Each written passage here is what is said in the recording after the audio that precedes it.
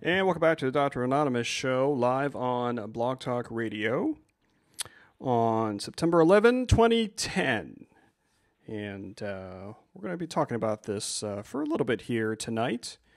And I have Kat here on the line here with me. And what I'll do is I'll just kind of share some of what's been kind of going through my head today. And then I'll have Kat chime in here a little bit too on what she's been thinking about today. And I've talked about this on my show here in the past, and what I've talked about was, if I ever, had a platform like this, had, a way to share what is going on in my head, whether it be a blog or a podcast, is to kind of share what is and has been going through my head today. And I think I recorded a video last year and put it on my Facebook page, and I've talked about it on this show before, but I'm going to share my story about, what happened and what I was doing, because I think pretty much, everyone pretty much remember what they were doing that day. So just to kind of set the stage, I finished my residency in family practice, family medicine, in 2001 in the summer, and I took my board exam and started my new job where I am here at Dr. Anonymous World Headquarters here on the beginning of August of that year. And it was my first kind of job out of residency, and just really starting to try to find out how to be a real doctor and not being in any kind of training program or anything of that sort, to be on my own. And for people who don't know, I'm in a group. I'm in the group with 4 other family docs here in northeastern Ohio. So September 11 comes around. It's 6 weeks after I start my new job, and it was a Tuesday morning.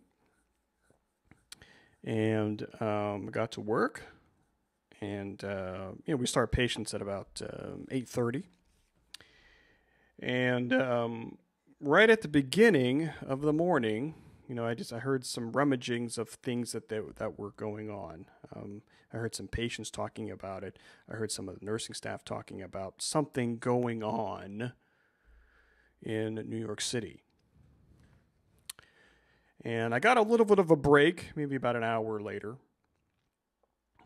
And I went downstairs into the break room, and they had a television on. And right as I was sitting down, watching the television, I saw the second plane hit. And I told myself, that can't be real. That's gotta be some kind of joke, some kind of inaccuracy, some kind of, maybe it was a movie.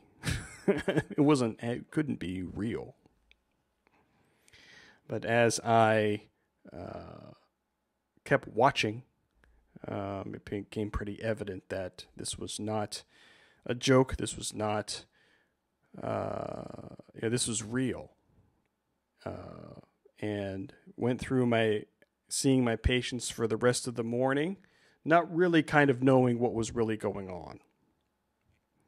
And I believe it was at the end of the morning or before, lunchtime, where, the whole office, even patients, were just glued to the television. And, we saw the towers burning. And at lunchtime, it just happened to be on that date that I gave a talk to one of the local community groups about some kind of health topic. I don't know exactly. I don't remember what it was. Because all that we could think about, all that we could talk about during that lunchtime meeting, what was going around the country and what did it really mean? Nobody knew what it really meant. So we get into the afternoon, and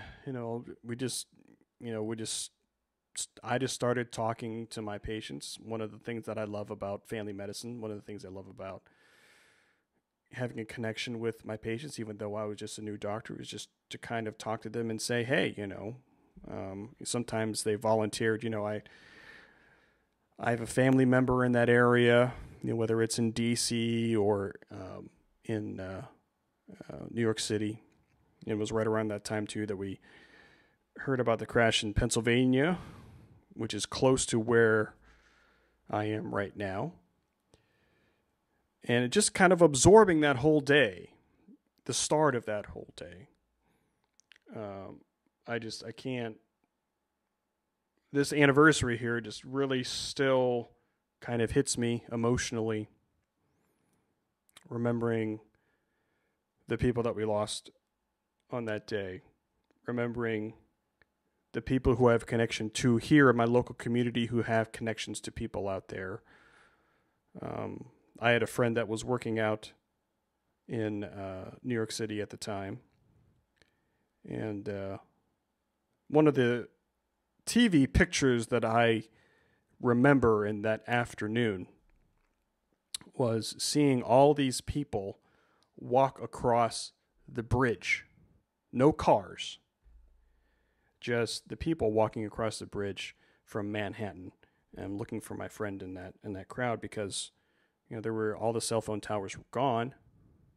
There was no way to communicate, didn't know what was really going on at that point. And, there was no Facebook, there was no Twitter.